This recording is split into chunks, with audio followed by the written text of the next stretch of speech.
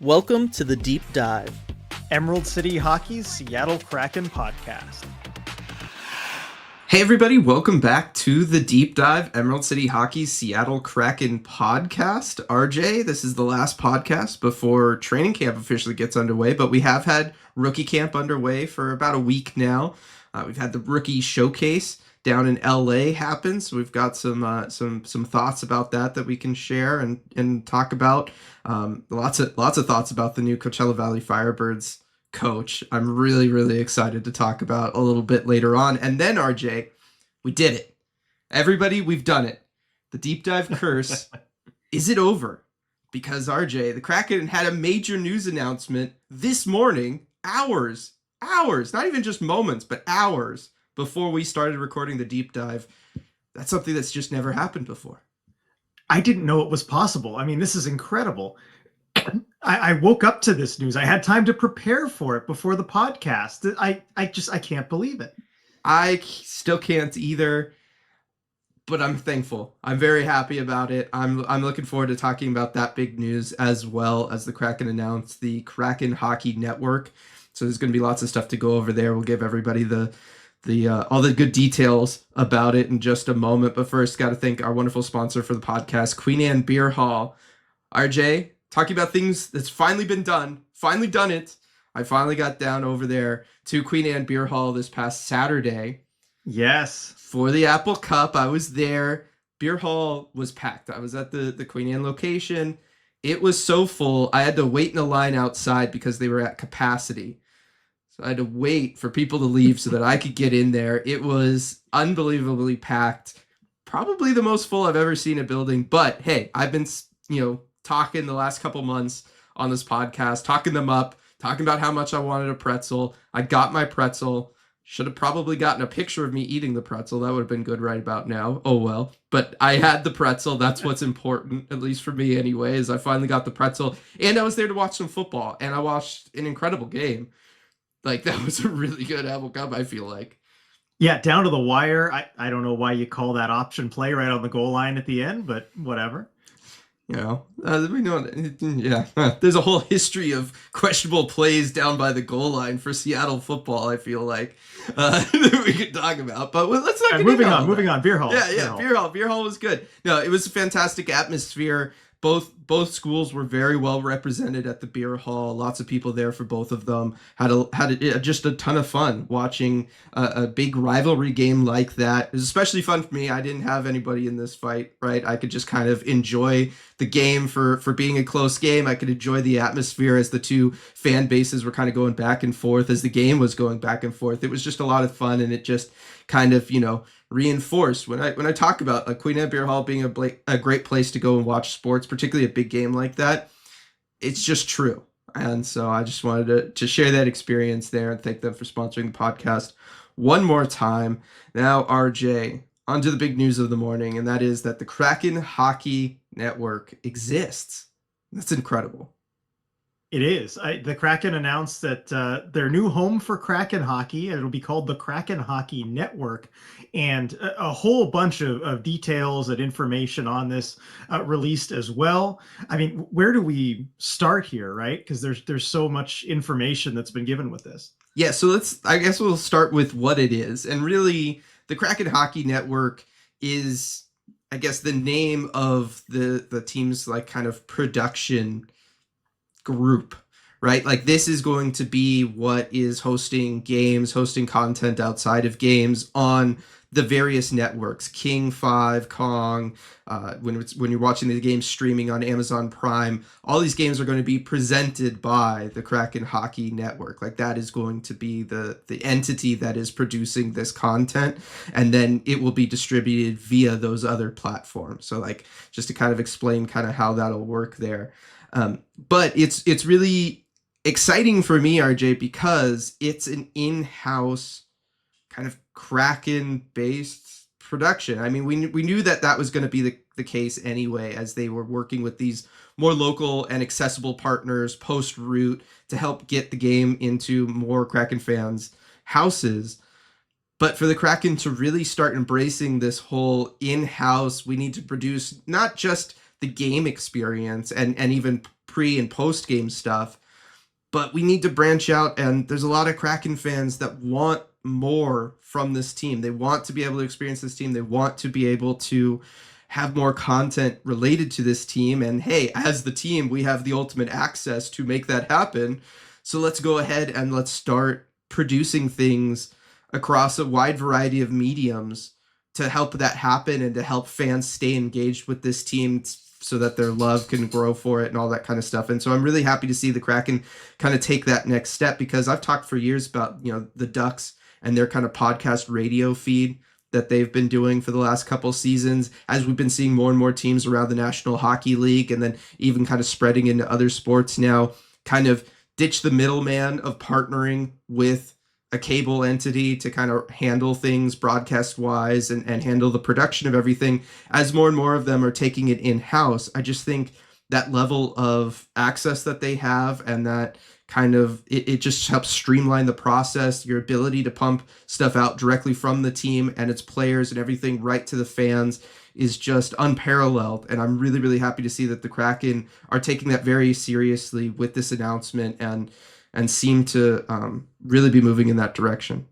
Right. One of the larger benefits of this is the freedom that it gives you as a team to operate really all of your content and not be within the framework of, say, a Root Sports or someone else that you have to work with all the time. And it seems like they're really trying to take advantage of that. And it also allows this kind of stuff to evolve too. I mean, they had some announcements for various content that they're going to be doing, but it's all something that can change and evolve. And it's just based on the team's discretion. They don't have to kind of work with a bunch of other entities necessarily to get those changes done, which is great. And so, I mean, we can start getting into the details a little bit too about what exactly the team is going to do. This was already known, but the all-star broadcast team is back. John Forsland, JT Brown, Eddie Olczyk, Allison Lucan, Piper Shaw, they're all going to be back. We kind of knew that, but it's good to always get the confirmation there. Also joining them, a couple studio hosts, Linda Cohn, which, man, that's a huge get. I know, Linda Cohn. So she'll be a special host doing about 15 games a year. And so it won't be every single game, but I mean, I'm sure she has other things on her plate that she's doing, and it's probably hard to get her at all. So she's going to be a special host for about 15 marquee games, it says. And then also Ian Furness, someone who is very familiar to anyone who's, involved with Seattle sports, or if you're listening to the radio, here in the city, he will also join the broadcast as a host as well. So those are two big additions there to the Kraken broadcast.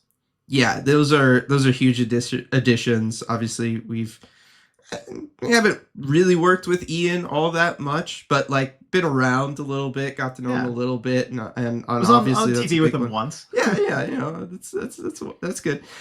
So I'm excited to have Ian on board. Just his history with hockey goes back a really long way, especially with all the WHL stuff.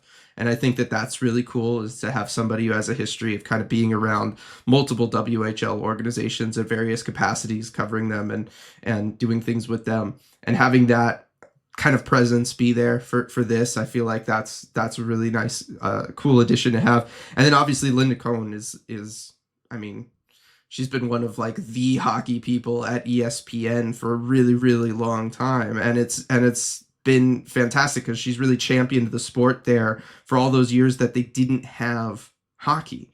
You know what I mean? And so to have her voice here kind of as a, I don't know, I feel like she brings a national presence to the Kraken. And I think that that's really important, because she still does work for ESPN, the longest tenured sports center anchor in history.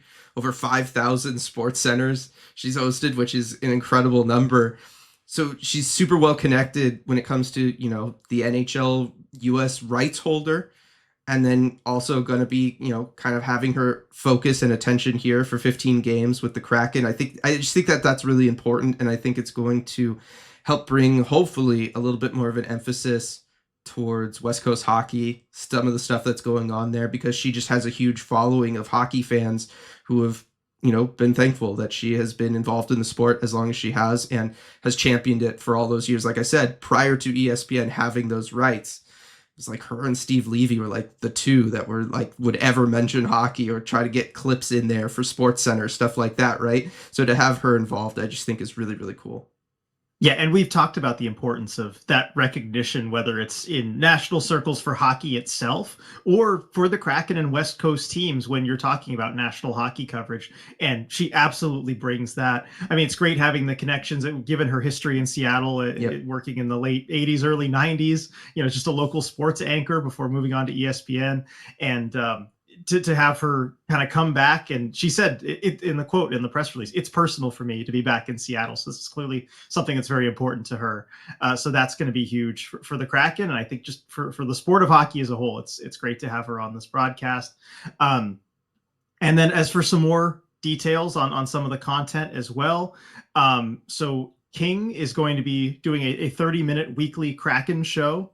So that's going to be a great show on TV there that they're going to do. And then it was not in the press release, but it was in the article that the Kraken posted.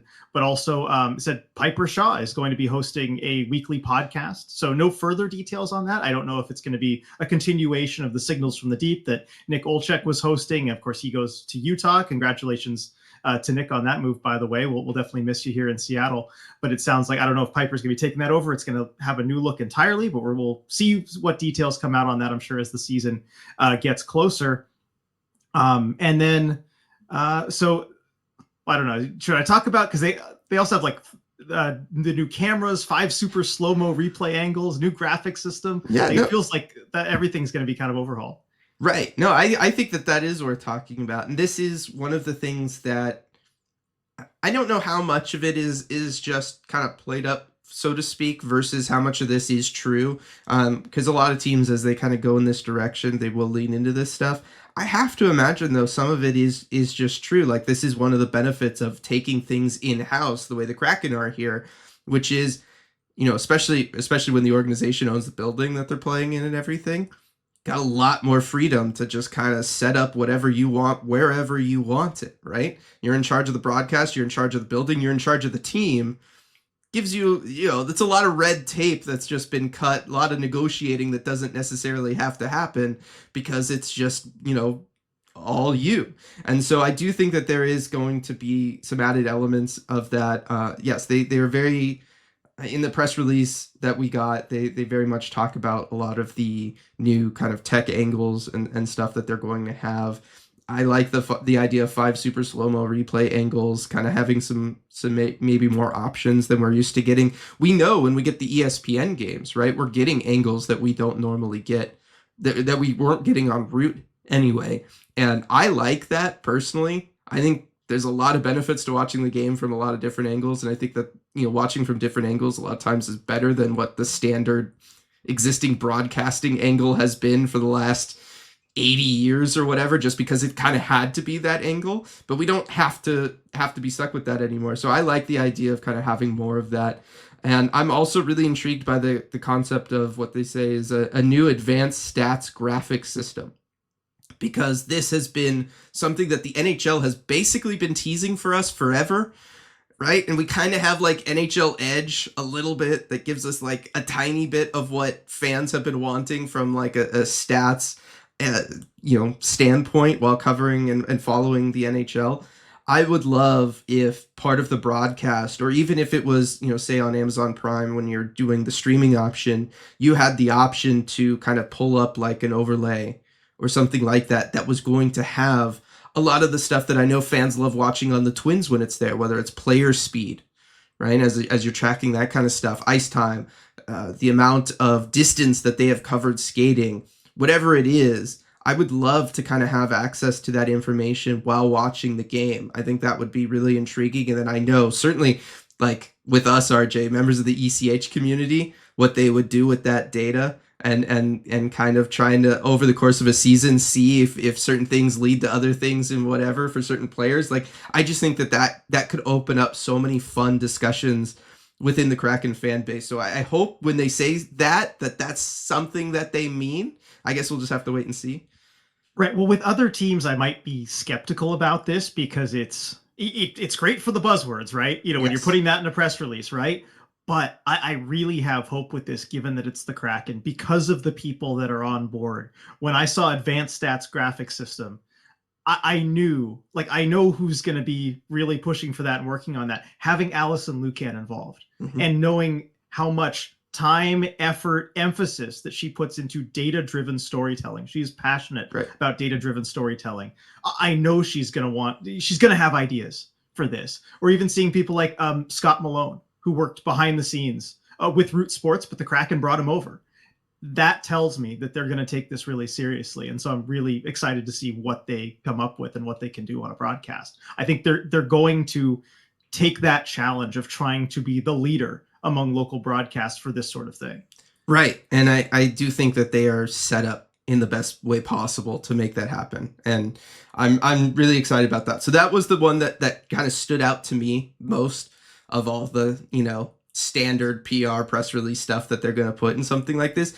The other thing though, and this is something that I feel like very similar to what you were just talking about.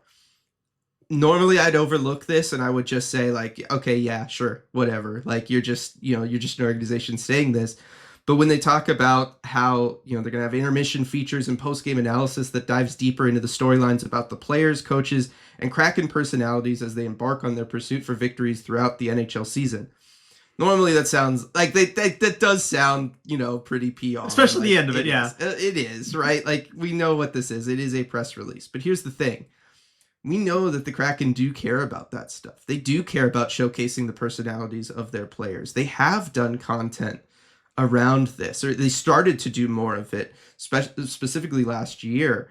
But as we had series like with Allison, right, doing was it Uncharted, the YouTube series that they did.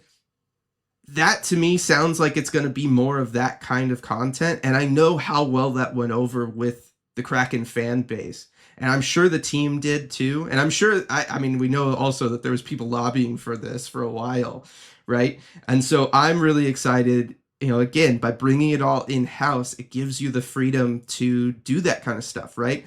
Root was never going to have the freedom to produce content in that way because they were not the team.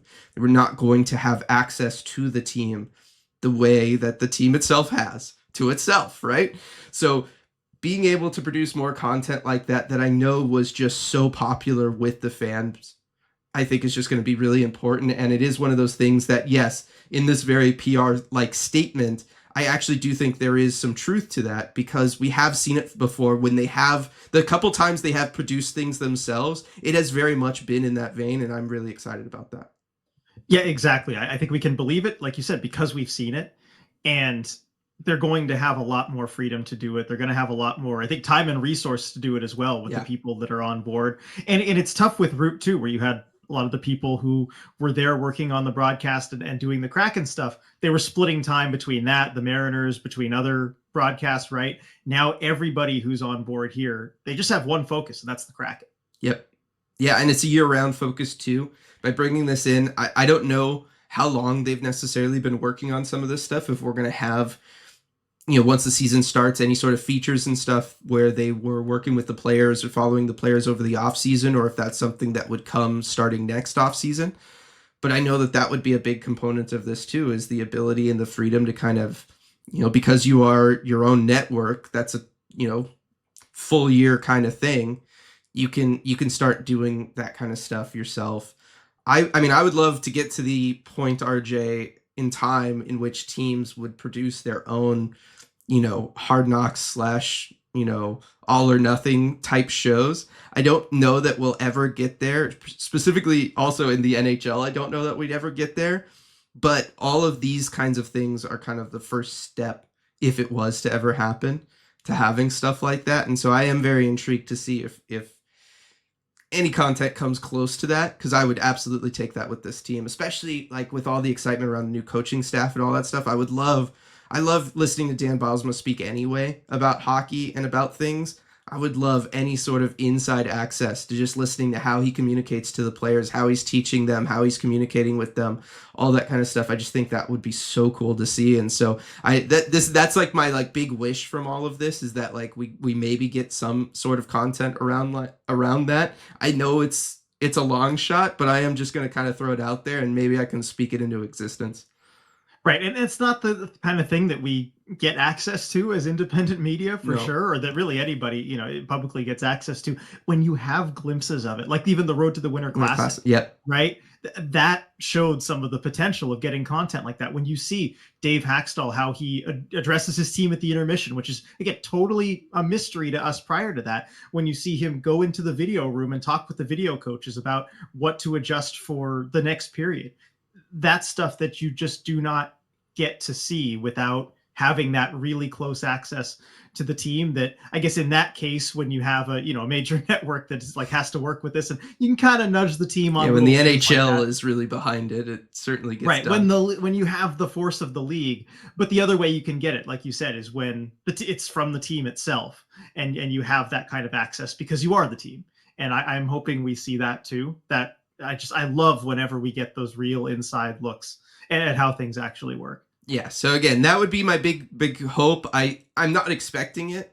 I'm certainly not expecting it year one. I'm sure everybody involved in this has a lot on their plate. They're going to be working really hard on a lot of things. It's going to be very new for everybody involved because not only do you have all this production being taking place in-house for the first time, which I'm sure there's just been so much for everybody behind the scenes to kind of make this all happen and pull it all together. But you're also going to, just be working with all of your new distribution partners for the first time as well. So I think like there's, it's one of those things where I think a lot of the stuff that a lot of fans and like you and I want to see is stuff that's probably not going to happen year one just because of how much is new and how much of this they just have to get down. And again, you only had a couple months to kind of set all this up, make all the hires you needed to hire, get everybody familiar with the systems, figure out what kind of culture, look, feel, vibe you want for everything, and then kind of work on how to make all the different shows feel and look that way and all of that stuff. Like, this is a huge, massive undertaking that the Kraken did. I really do not want to sell it short in that regard, but I'm just so excited about it and the possibilities that, like I said, years down the line we could have from them taking this first big initial step is just fantastic.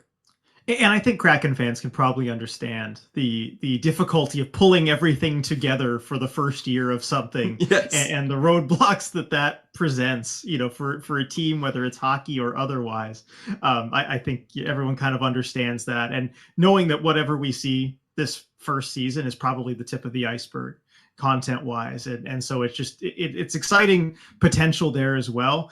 But I think the most important thing is just how accessible this is all going to be. And we talked about it when the Kraken decided to drop Root, and we knew this was the direction it was going. So this isn't really new news, but seeing that number, right, covering 96% of households across Washington, Oregon, and Alaska, for games are available free over the air. Like, this is going to reach so many more people. Having that option on Prime Video, all non-national games. It's just going to be huge. So many more eyeballs are going to be on the Kraken. Whatever the content is and looks like, it just expands it. You can actually watch the Kraken now. It's easier. Yeah, and here's the thing, right? We're talking about all this content and what we'd like to see, all that kind of stuff, and the possibilities of it all. But the real content that matters is the game itself. And we've just heard so many times, and all of you know this from talking to friends and trying to get other people into the Kraken. It was so hard to do. Like, if you were not a sports fan, especially last year when Root kind of changed where, the accessibility of the package and everything, or was it Xfinity who did that or whatever? If you could not get a non-sports fan into this team to watch them on television, because that was just going to be the toughest sell of all time to get somebody to pony up like $100 to go watch them. Like, yeah, how many times we heard from people like, yeah, I'd love to give it a try, but like, I can't watch the games. I'm not going to pay that money just to give this a try. See if I like something. It didn't make sense. Yeah. No, it didn't at all. And so I'm really excited about that. We've talked in the past about how exciting that is, and this is just like another reminder of that. So really looking forward to that, and especially because the games that we're going to start seeing there are right around the corner, right? Preseason games start next weekend? So like oh my goodness, we're right there. So I don't know about the preseason schedule for the kind of over air stuff, but I do know, just because it's in the press release here, that the preseason games will be streamed on Prime Video. So if that's going to be your method of watching this team this year, you're going to get the preseason games. I have to assume the preseason games will also be available over the air, but I don't have confirmation based on this press release of that, so I can't definitively say.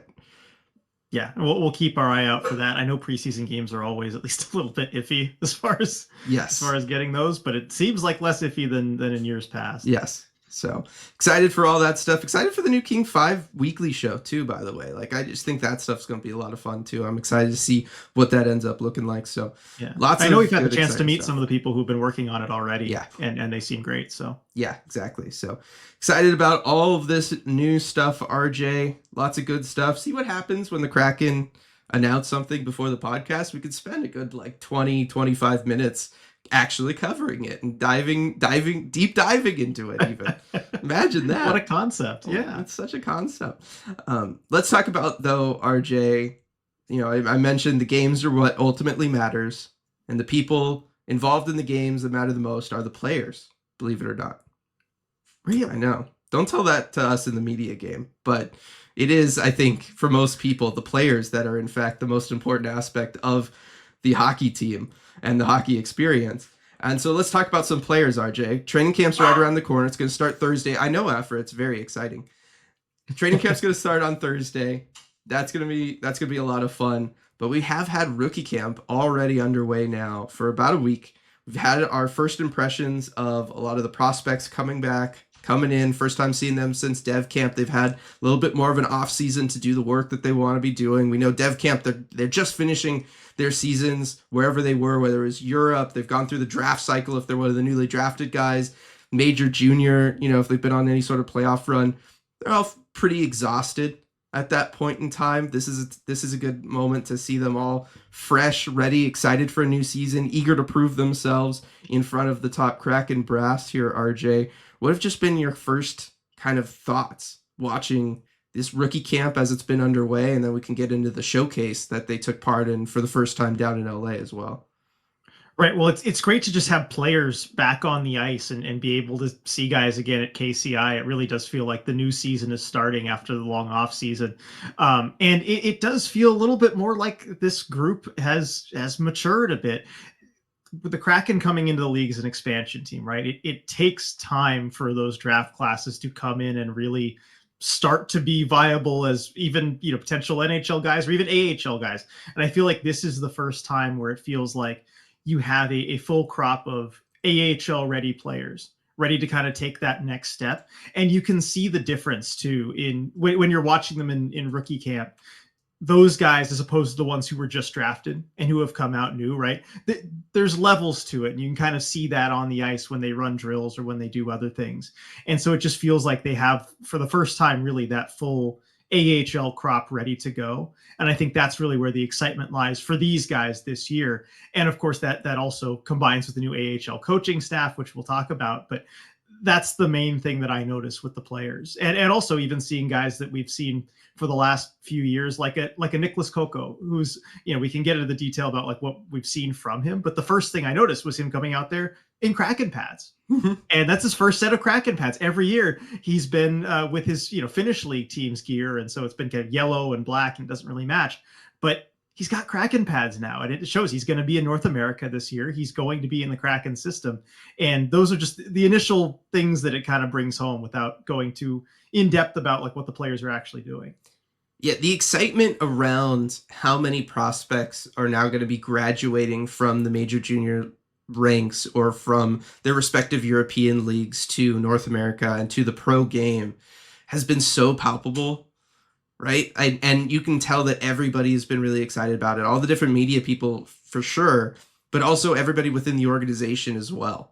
Right. Like you could tell that this is definitely something that the organization is excited for. It's ready for. It feels like it's time finally. It's been something that a lot of people have been looking forward to for a long time, and it's finally here. And, even Coach Laxdal, right, talked about that and talked about the importance of that and what his role in that is going to be as the new coach of the Coachella Valley Firebirds is going to be kind of shepherding in this first crop where for the first time, you're going to have a Firebirds team that's made up of mostly homegrown talent, right? You're going to have homegrown prospects taking their first steps into pro hockey with your organization, and how important that is to the organization. I think that's been really driven home speaking with Coach Laxdal on the several occasions that we've had to. And you can tell that it's a responsibility that is not lost on him, and I'm excited about that. I mean, there's so many things I'm excited about with him since we've been able to talk with him, but I do think that that is a big focal point for the organization as a whole this year, is just to make sure that that transition goes well for all of those players, and that all those players kind of are able to hit the ground running as much as possible once the AHL season kicks off. That guys like Jagger Firkus, Ty Nelson, I mean, potentially Chalet, Goyette, right? Yanni Newman, who, yes, got some games in with the Firebirds. A lot of these guys have gotten a couple games in with the Firebirds over like little playoff runs and stuff. But just for them to be able to hit the ground running, playing against men, playing against older competition, and really start that journey where the finishing touches have to be put on them so that they can then become Kraken players. And I'm really excited about that. But yes, that has led this rookie camp to feel very different than in years past, where it almost felt like a glorified dev camp before, where this time it feels like, no, this is guys learning things that they're going to have to then work on over the course of this next year, so that come, say, next season, they show up and they're going to join Kraken training camp and they're going to be competing for roster spots. Right. That's kind of that next level that everyone's taking. And even some guys like Winterton and Morrison, who are might be competing for roster spots at this training camp as well. You really kind of have all levels of that. And another name that might get overlooked, but even like a Ville Ottavainen. I don't think there's space on the blue line for him, but should injuries happen or open up, I think he is getting closer and closer to ready. So you kind of see that at all levels. Dylan, I can't wait anymore. Can we talk about Coach Derek Laxdal? Because just that's our number one takeaway, I think, for both of us, right, from this rookie camp so far. Right. And we didn't know too much about him, you know, in the sense of like his style and his overall vibe and all that kind of stuff coming into this. We knew obviously he was coming from the Oshawa Generals in the OHL and the success he's had there, and his kind of coaching record and his playing record and all of that stuff in the past. But that first time we got to do a little media scrum with him, it was really going to be the first time that we were going to know anything around his coaching philosophy, right? And just the way he operates and does things, and what kind of person he is. And instantly answering the very first question, the first thing that I could think of, RJ, was, oh my gosh, this is Dan Bilesma 2.0. Because when answering that first question that was asked, I don't even remember what the question was, because I was just so like, oh my gosh, yes, this is awesome. You ask him a question, particularly as we were doing all this, you know, a lot of the questions on the 2 days leading up to the rookie showcase, the prospect showcase, we were really asking questions around systems and what he was working with the prospects on in relation to that kind of stuff. And what I love about Coach Laxdal is he explains the why. Right? You ask him a question and he answers the question, and then he explains why that answer is the answer. And that's something that Dan Bilesma does, right? And that's what he'll do in a post-game presser, in a pregame thing. If you talk to Coach Dan Bilesma after a practice and you ask him about anything that they did out there on the ice, he's going to tell you what it was. He'll clarify what it was if that's what you wanted. But then he's going to explain why they were doing it. And Coach Laxdal is the exact same way. I'm super excited about that because it shows that the organization, as they, were kind of searching for an identity and searching for what kind of group they want to be, kind of top down, they obviously have hit on, we want people like this. And I think the person who kind of talked about it the best was when I was talking about it with Everett Fitzhugh, right? Radio voice of the Kraken. And I don't have the exact quote, I'll kind of paraphrase, but we were talking about it and he said, it's just nice to have people and coaches that are passionate about educating. And that's just such a huge thing, especially at the AHL level, right? As this team wants to become more of a development league. We just talked about all of the our development feeder team for the Kraken. As we just talked about all of the stuff of all the prospects kind of joining the Firebirds this year, to bring in somebody who does clearly have a passion for educating the sport of hockey.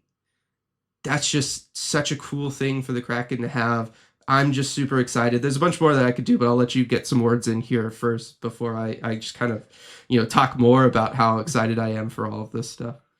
Yeah, well, I don't want to jump on you too much because I know you have more prepared as well. But I just want to echo that sentiment too of how nice it is to have a coach that kind of talks about the why and why things are the way that they are and what he's doing, because it helps us as media so much to know what's going on and to know like what the strategy is and why they're doing what they're doing.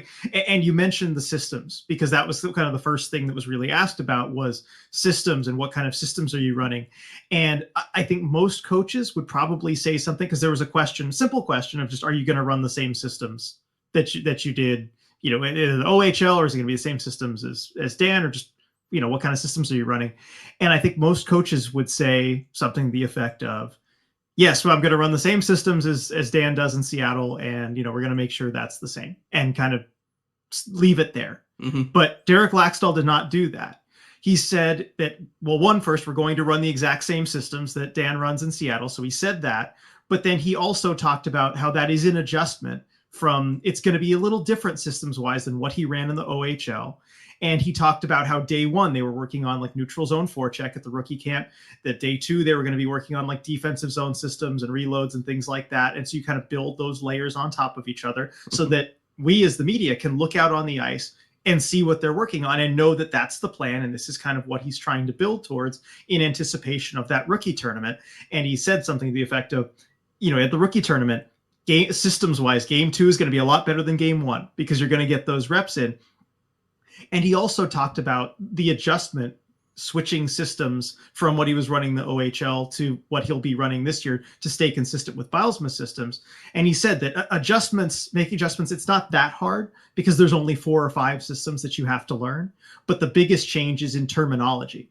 And that's where you want that to be consistent. So there's no gray area when a player is called up. They know exactly the same terminology that's being used at the AHL versus the NHL level. And he really put emphasis on that.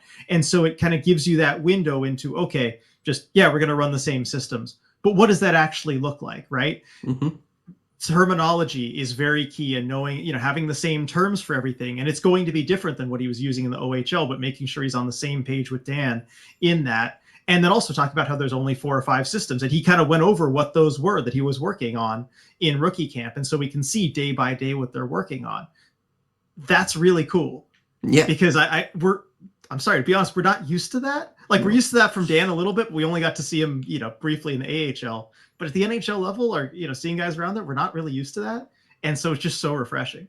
It's so refreshing. And to me, it just spoke volumes of, again, the direction that the organization wants to go in, right? Choosing an individual who is going to talk about that kind of stuff, right? Like they are comfortable with having a coach who's going to communicate these things. They are open about having this information out there. They're fine with that because it really shouldn't be secret. It's not that secret. Like, us knowing that doesn't give them a competitive disadvantage in any way, right? Any team is going to watch. What? You're working on, they have a neutral zone forecheck system? What? Right. It's incredible. Nobody would have ever guessed that. And, you wouldn't be able to, if you were a coach, watch 5, seconds of film and know exactly what it was anyway, right? And I did like when he talked about how, like, because I took the 4 to 5 systems thing to be like, look, there's only 4 or 5 systems in hockey, right? Like, I'll run the ones, like, we all coaches, all players, basically, by the time you get to this level, you know what they all are.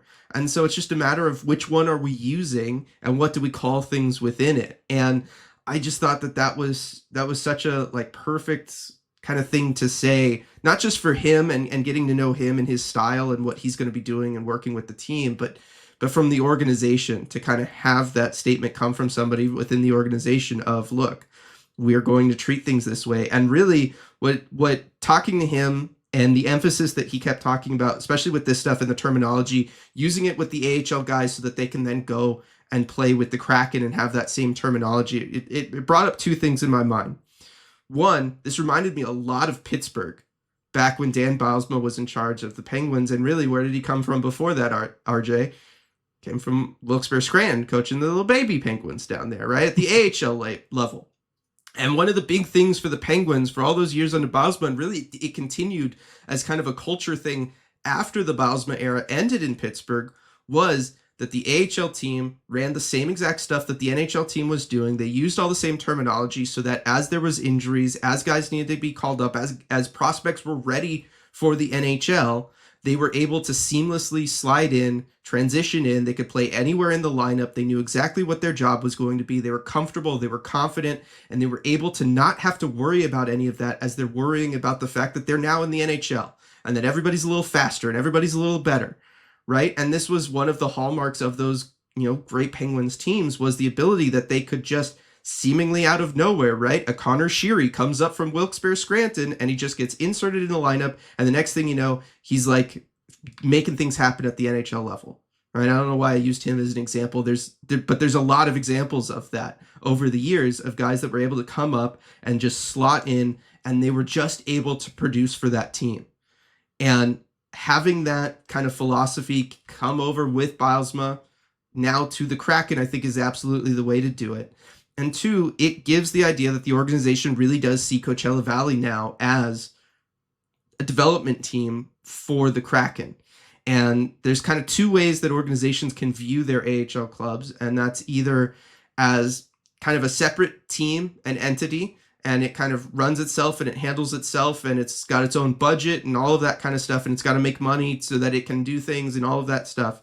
Or if an organization has the resources, which the Kraken organization does, to, kind of gear it towards more of a development team, then you can really start using it as such. You use it as a proving ground, as a teaching center for your young players, for your prospects who graduate or come over from Europe or graduate from the CHL, and get them ready to go and join and make the big club better, right?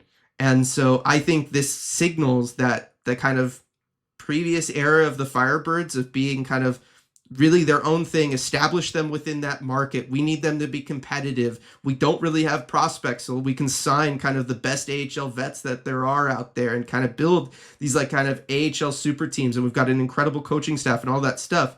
I think some of that is going to go away now because you have all these guys, these homegrown talents coming up, joining the team, and the team is going to start reflecting the Kraken a little bit more and have more of the focus be on developing and having these guys ready to go help out the Kraken when their number gets called, because the Kraken haven't really had the opportunity to work it that way before, just because they just haven't existed that long. And they haven't had the Firebirds even as long as the Kraken have been around.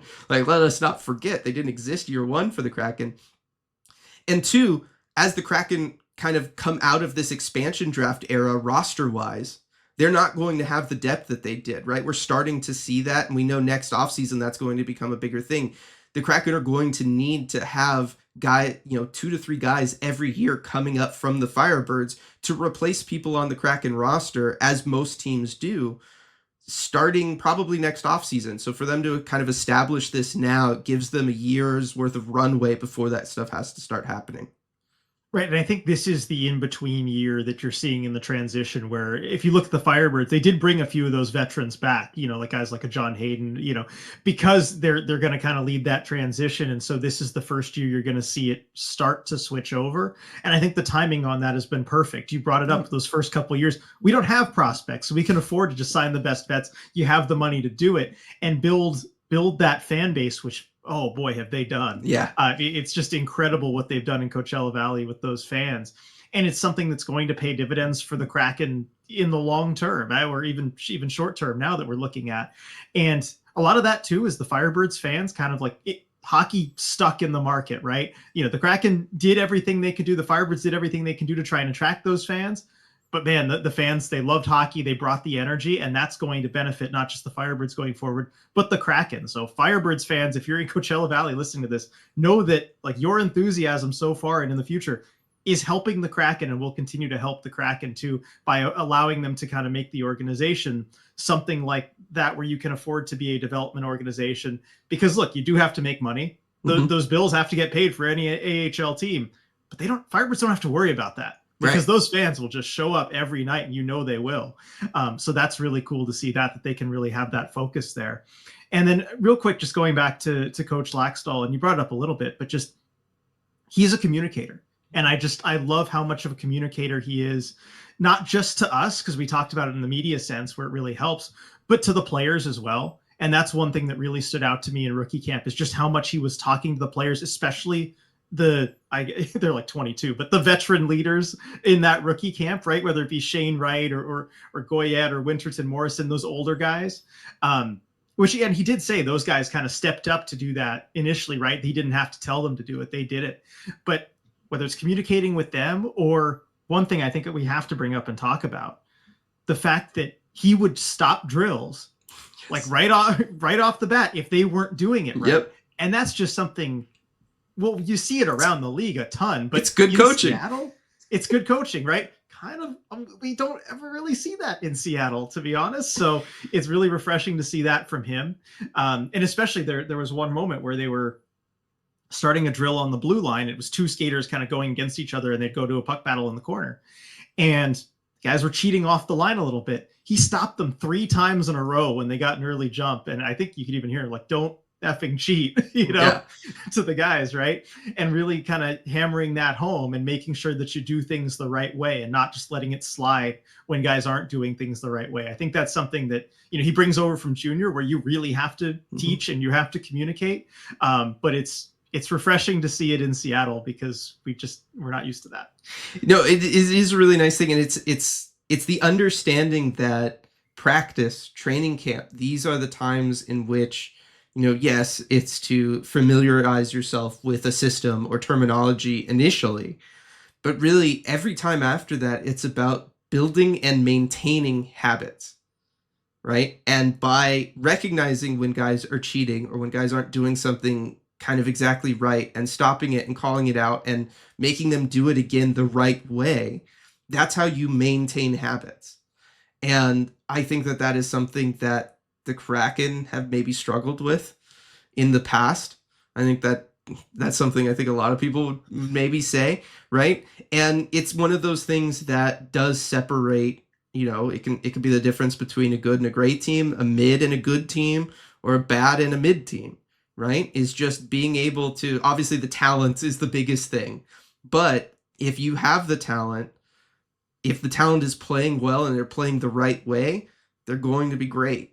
And that's something that obviously he understands. That's something we know Coach Dan Bylsma and his staff understands. That's the other thing I liked about Laxdal too, was he really never referred to anything as it like himself. It was always me and my staff, me and my staff, me and my staff, familiarizing his staff with all of the systems, with all the terminology, with the players they're going to be working with.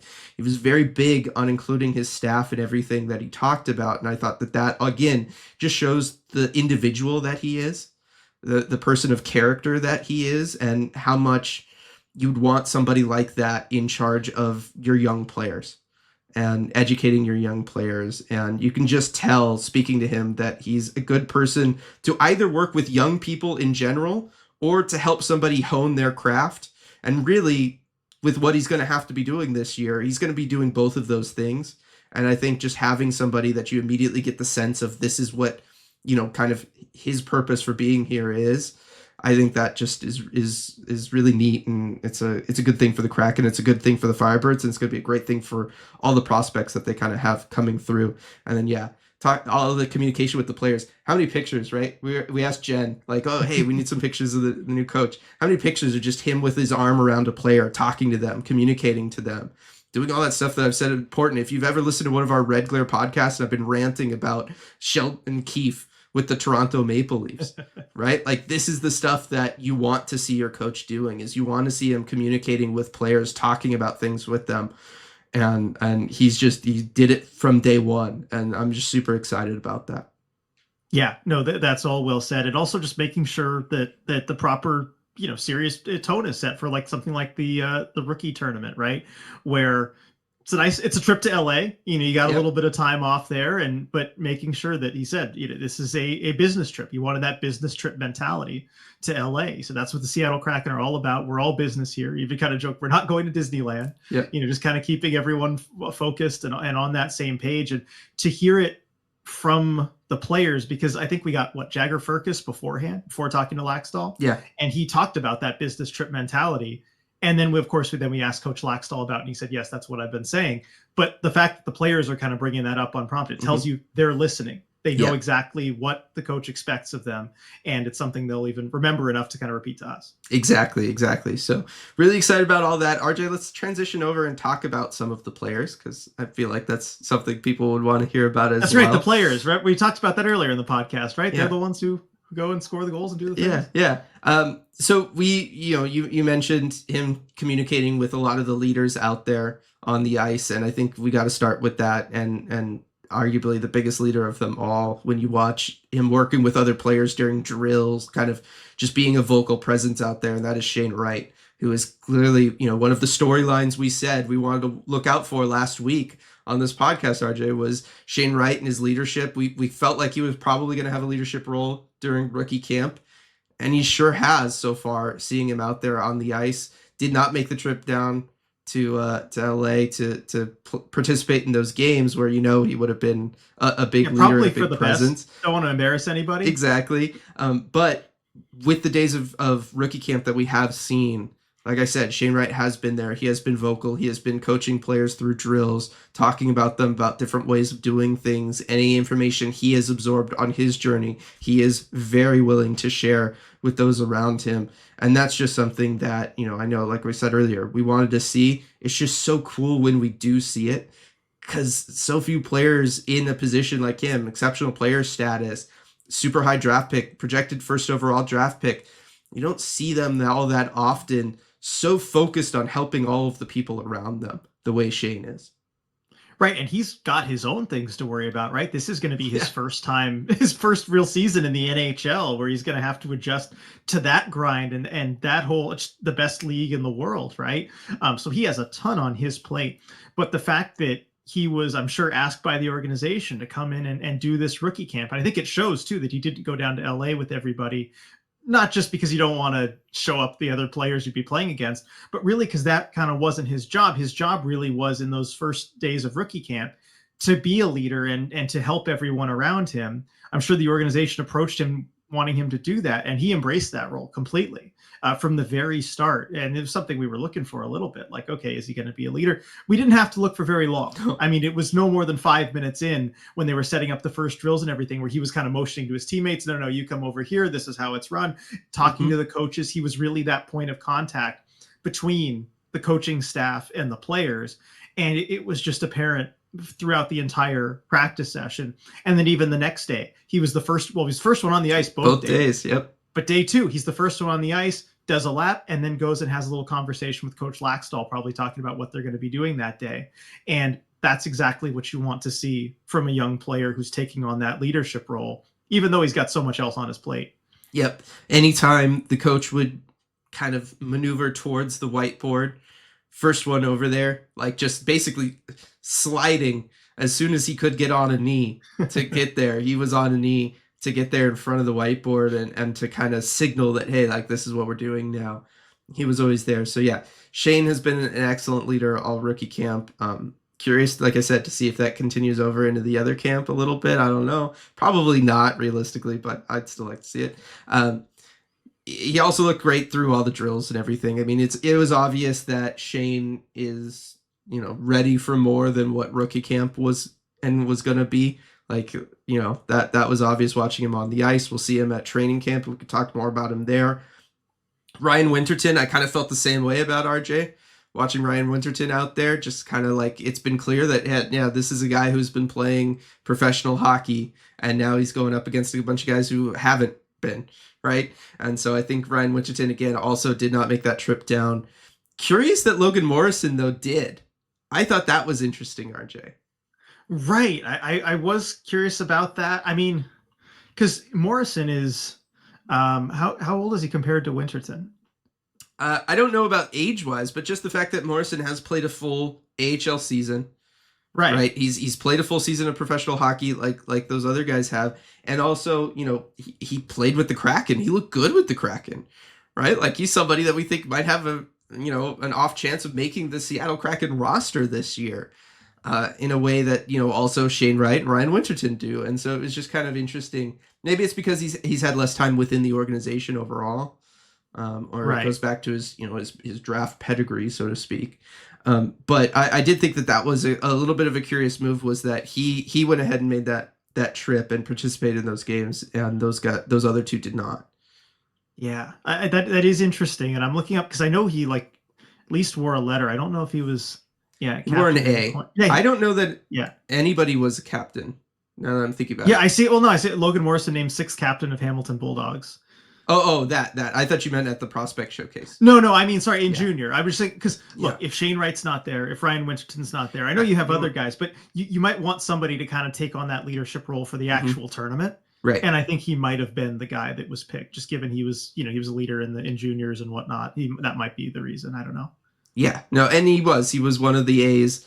One of the games, I think it was him and Melanson were in the A's, which I thought was interesting. Yeah. We can talk about Melanson a little bit. But yeah, Logan Morrison took part in those. Logan Morrison is just a fascinating player in the sense that he can just kind of do whatever you want, and he just kind of does it all well, and he just shows up and he just does that job. And that's such a valuable thing to have, particularly as in a depth role. And that's why I do think he has a shot at making the Kraken roster this year. If not this year, then most assuredly like next season, I would put him as one of the favorites.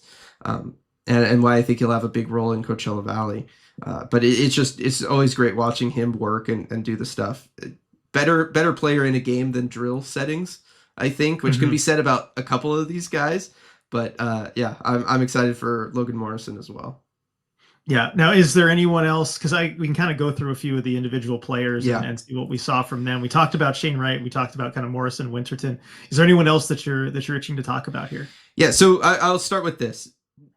Most of the drill stuff, as Coach Laxdal said, as we've talked about, a lot of the drill stuff that rookie camp had was just guys learning the systems that they were going to use for these 2 games over the last weekend that we've had, right?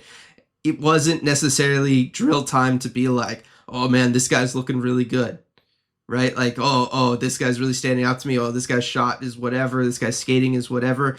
They were all just focused on learning systems because they had a game in 2 days and they needed to know what they were doing for that game. So I'm not really going to judge or talk about too much how guys looked in those drills and participating in that stuff, because it wasn't really a time for them to showcase some of that stuff. Like we'll see that as they all participate in Kraken training camp, which I believe everybody is going to. Wasn't that what they said? Yes, all the participants in rookie camp will also be training. So I think that's going to be more so the time to kind of break down their camp performances and stuff. But we could talk a little bit about the games that happened this past weekend. First game against the Colorado Avalanche, and then the second game against the Vegas Golden Knights prospects. I watched the games. I recorded the games. I'm going to be going back through the games a couple times so that I can build out more exact profiles for the players, because the first time watching it was just kind of to watch the game and kind of get an overall sense of things. And then I'm going to kind of more individually go through and scout players, and then have that be part of my Patreon prospect chat for this month, happening on September 25th at 7 p.m. If anybody wants to come and check that out, take a look over at patreon.com/EmeraldCityHockey. So I'll do more of a deep dive there as I have more time to go over the tape and really watch all the individual shifts for everybody. But some of the stuff that stood out to me, I just talked about player that's better in a game setting than in a drill setting. It's Jagger Firkus. And Jagger had a big game in that second game against Vegas, RJ.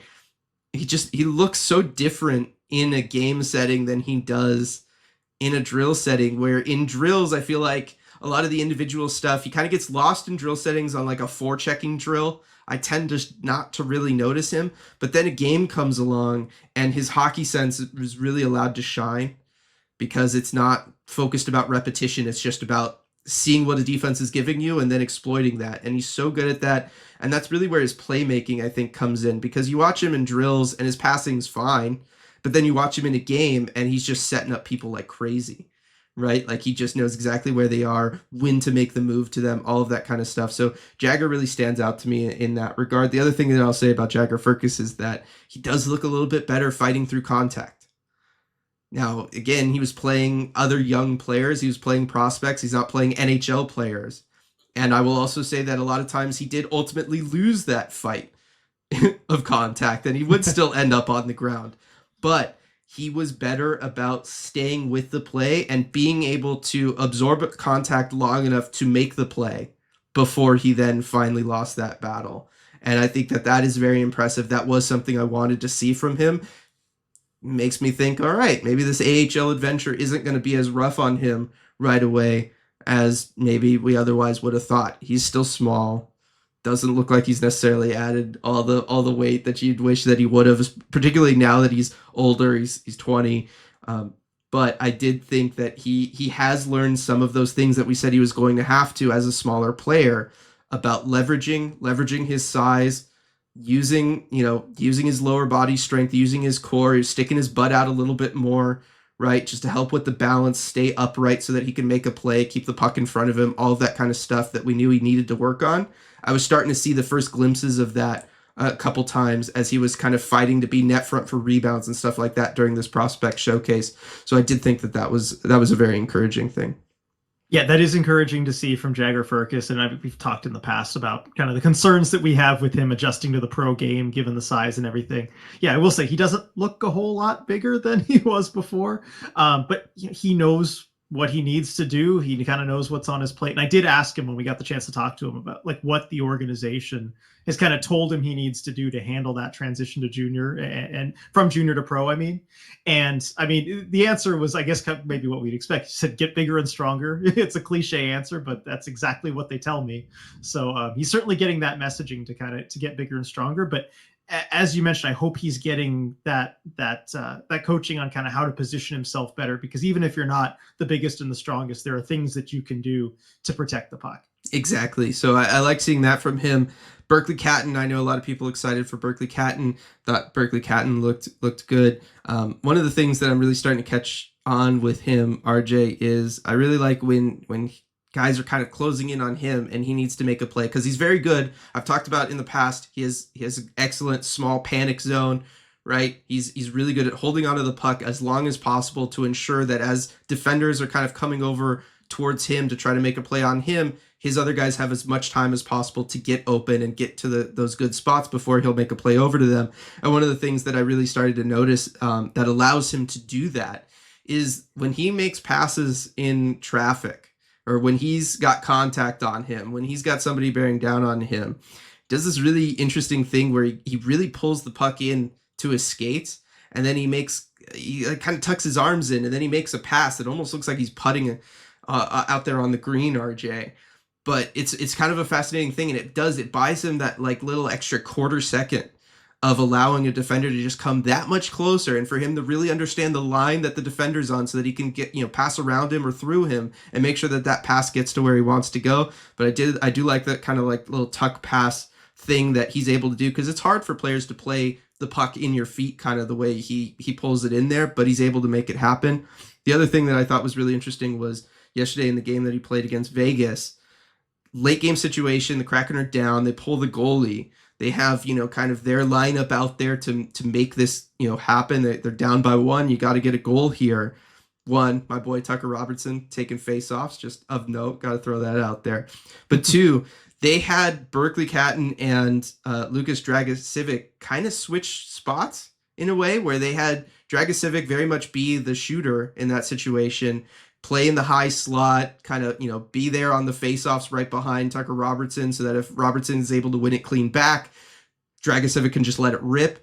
And then Catton was playing up at the point where a defenseman would normally be, so that he was able to use his vision, use his playmaking to distribute from the perimeter. And I thought that was an interesting use of those guys. We know from talking to Coach Laxdal that the lines were set by the organization for these games, but then something like that would have very much been his deployment and his idea. But I thought that was a very interesting deployment of Berkeley Catton and his skill set, because, his shot isn't necessarily as good as other guys that are several years older than him, but his playmaking and his vision are really a huge asset. So to put him in a spot where he's going to have as many lanes for himself as possible, I thought was really good use of him in that kind of clutch situation. Chalet, I know a lot of people like to hear about Chalet and kind of what's going on with him. The better the players around him, the better he looks, right? And I don't just say that because it's like, hey, if I played with Sidney Crosby, I'd look like maybe I could hang around, right? I think it's just truly when he plays with better players, he's able to unlock more of his game. And, you could argue he should be kind of doing that all the time. But the important thing is that when he's playing with guys that can think creatively, he's able to be creative and he's able to make plays happen and he's able to just kind of have a better sense of the offensive zone. And I think it's really interesting because like when he's playing with, we saw this a lot in the OHL when he was playing with players that kind of weren't as hockey smart as he was. He really hung back in the offensive zone a lot, and it was just a lot of like, where should I be? Kind of how should I do this? What should I be doing? But then when you watch him play in a top 6 role with like these other Kraken prospects, many of whom are very good because the Kraken have a fantastic prospect depth. You're seeing him take on more specific roles on a line and feel comfortable doing those things and have an understanding of, hey, I see a gap here. I can go and seize that because somebody's actually going to see me and they're going to maybe be able to get me the puck there. And he just looks more of himself. And so I like seeing that from Chalet. That's a big reason why I hope he's with the Firebirds this year. I think just playing at a higher level will be better for him. And then I guess, I'll let you kind of talk about some guys here, RJ, but I think the last big one for me would be Nicholas Coco. And just that, like, this is the goalie prospect in the organization. I think this weekend kind of proved that. Yeah, definitely. I mean, he excelled in those games in the rookie tournament, and also it was interesting watching him just for the rookie camp during the drills and everything too. A few things look different to me from compared to the last couple of years that we've seen him. First of all, when he stepped on the ice, and maybe I'm just misremembering it, but he looks bigger. He looks maybe like another like inch taller or so. I feel like he's still growing just a little bit, which is kind of cool to see.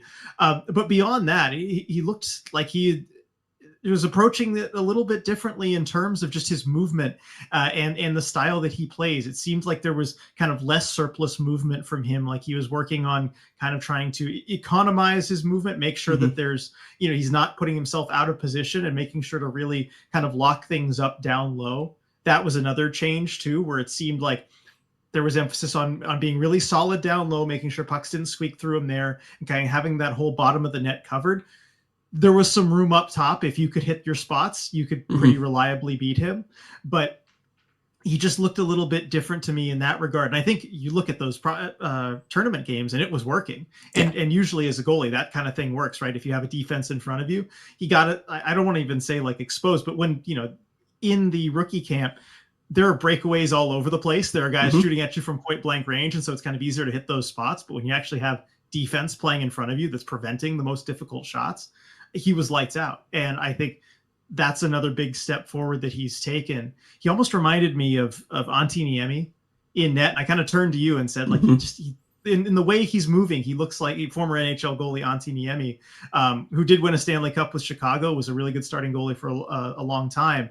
Just kind of in how he moves, another Finnish goalie that I kind of drew some parallels to. So Coco really impressed me. I think he's kind of taking that next step forward and just in time because he's going to be in North America. You kind of have to get used to that game. And so hopefully, it sounds like from what Ron Francis said earlier in the offseason that they're going to maybe kind of rotate him back and forth between Coachella Valley and Kansas City in the ECHL to get him some games. But I'm hoping he can kind of stick with the Firebirds and kind of run with that if they decide to go with. I know Setska's going to be the starter there, but maybe you can give your backup a little bit more games if it's the guy who's so important to the organization.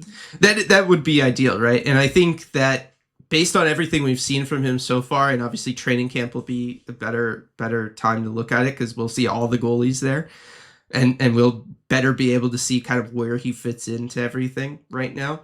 But yeah, he looks like he's ready for the AHL challenge. I think, the season he had last year in Liga against, playing against men in a very high league, over there in Europe and Finland, showed that he's kind of ready for it.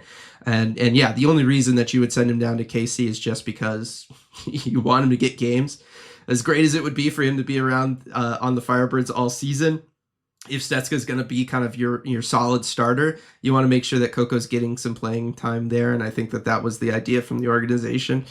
But I think, based on what we've seen, depending on if he still looks like this through training camp, I think there is a possibility that it becomes maybe a little bit more of a rotation down there in Coachella Valley, which I think, would just be nice for everybody involved. Yeah, no, I'm hoping that he kind of, because again, the opportunity is there. That roster spot is there. Yeah. So if he can run with it, I like that amount of opportunity too, right? But they do have another goal in the organization, and like Ostman, who's there too, who can kind of step in. He's a little older than Coco is, Yeah. but it gives him that chance to run with it. Exactly. So I'm excited to see him with all the goalies come training camp time. Any other prospects you want to talk about here, RJ, before we sign off? Yes, I do want to talk about one more, and that's Ville Ottavainen, who I know I've been talking your ear off about. And I know he's one of the older prospects too. He spent all last year in the AHL, but he's going to be just a solid third pairing defenseman for the Kraken. Just be ready, and I think it's going to be next season rather than this one. But the more I see the development there, he's not going to jump off the page at you just watching him in rookie camp. And I know it was just about learning systems anyway, so it's really not these last couple days. But he seems like the Will Borgen replacement to me. And actually, we didn't talk about the Adam Larson extension, which we could do, I guess, at some point too. But with that, it just seems less likely that potentially Will Borgen might come back. But if he does go somewhere else in free agency, I feel like Ville Ottavainen next year is going to be ready to slide right into that spot on a third pairing and just be that really solid guy who has size, who can play physical, but also move the puck. Yeah, I still think his biggest underrated, asset is his ability to move the puck. Like, he is just such a solid puck mover. Watching him with the Firebirds last year, that is the thing that stands out to me from him. And skater, good skater for a guy that size. Like, most guys his size, they kind of have an awkward stride, something like that. But no, he is very, very fluid. He's very, very fast. He's quick, and he's remarkably agile, considering his size and his ability to use his edges and all that kind of stuff. So I think that stuff definitely proves promising for him. We'll see how he does this year in a bigger role in Coachella Valley. I'm excited for him for that, and then I'm excited to see him in training camp, because I know you were glowing about him last year at training camp, playing alongside the Kraken and stuff. I'm really excited to see him this year, play in there and see what he can kind of do. And then, I figured we'd talk about the Larson extension next week, because we're going to have a couple days of training camp, preseason game even under our belt for next week's deep dive. I think it'll be a good time to kind of talk all those big club storylines. This was kind of a nice podcast just to talk about the organization, all the depth and all the excitement around the young guys, RJ. Yep, exactly. I know that's definitely your thing. That's your bread and butter. Thank you for carrying this podcast a little bit, as I know you have, but appreciate it very much. Oh, we had lots of good stuff to talk about. Again, Kraken Hockey Network, super exciting. Glad that we got details about that and kind of the direction that the organization's going there. Love the direction the organization's going in by hiring Coach Laxdal for the Firebirds. I mean, just so much of this offseason, RJ, has just been good news, great news, right? Just good thing after good thing. It's really, really been something, and it's something that I know a lot of fans needed after the season that the Kraken had last year. So I'm very, very excited about all that. Very excited to be in the city with Queen Anne Beer Hall, RJ, being able to go over there, get my pretzel, watch a big game with everybody, and just be in that awesome atmosphere. So I want to thank them one more time for sponsoring the podcast. Can't wait for training camp to start in a couple days. Until then, we'll see y'all next time. Hey everyone, before we go, we just wanted to give a quick shout out to all of our awesome patrons over at patreon.com/Emerald City Hockey, especially our Terror of the Deep patrons. Thank you so much for making all this possible. We really appreciate your support.